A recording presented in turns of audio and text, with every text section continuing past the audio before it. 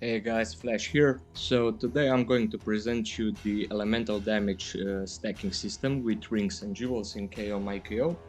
So melee elemental damage can be increased by stacking elemental bonuses from rings and from pet slot mystical jewels. So the boost affects both R hit damage and overall skill damage. So by correctly stacking elemental damage across weapons, rings and pet slot jewels, you can actually maximize your damage output and optimize your gear setup.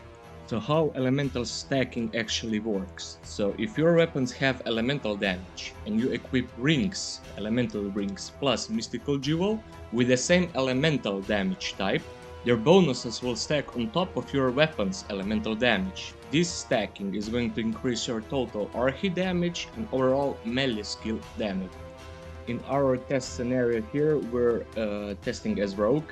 We're going to test as assassin. So first condition is that both daggers must have the same elemental type for stacking to work. So for example, if one dagger is fire and the other is glacier, rings and jewels won't stack.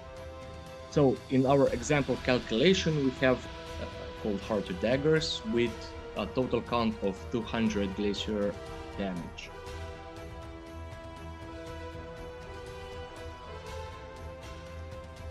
Now we're equipping 2 glacier elemental rings, each having 25 elemental damage, which will in total increase our total elemental damage output by 50, making the game think that we're actually carrying 250 elemental glacier damage.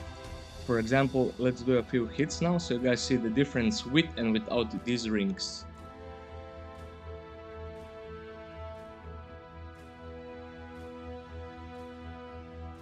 And now on top of that, we're going to equip a +2 pet slot mystical jewel, which adds us 25 glacier damage. So now our final total elemental damage boost comes to 275 glacier damage. And this total count is going to affect our R hit bonus and our overall skill damage bonus significantly.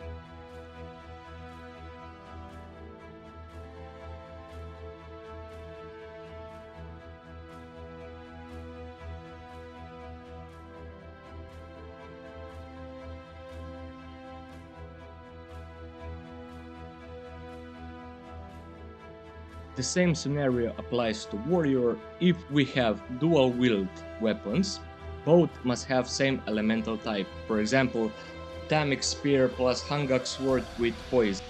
If we're carrying two-handed weapons, elemental stacking is going to activate automatically as long as rings and jewels match the weapon's elemental. This applies to archers, to warriors, to battle priests, and to mages. But there are also some scenarios where elemental stacking won't work, and you guys need to be careful about that as well. So if your rings or pet slot mystical jewel don't match your weapon's elemental type, the extra elemental damage is going to be ignored, despite the actual ring having the elemental damage. Furthermore, if a pet slot mystical jewel, as we can see, it contains multiple elemental types. However, only the matching elemental type with our weapons will be stacked. So if our weapon is glacier based and our jewel, for example, has 20 fire elemental damage, 20 glacier elemental damage, only the 20 glacier damage will be added, while the fire one is going to be ignored.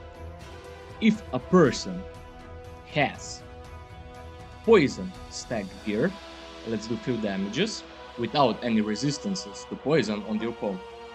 We're gonna do few R hits, as visible here. Now the opponent is going to start building defense and he's going to maximize his resistance to poison. In this case, he's adding 60 resistance to poison. Now that is going to decrease opponent's attack significantly. Now if we recheck the damage dealing while the opponent has 60 resistance to poison, we can see a significant decrease in damage output. The following concept provides a well-balanced offense, defense, and concept building system, making resistances on the accessory actually worthwhile.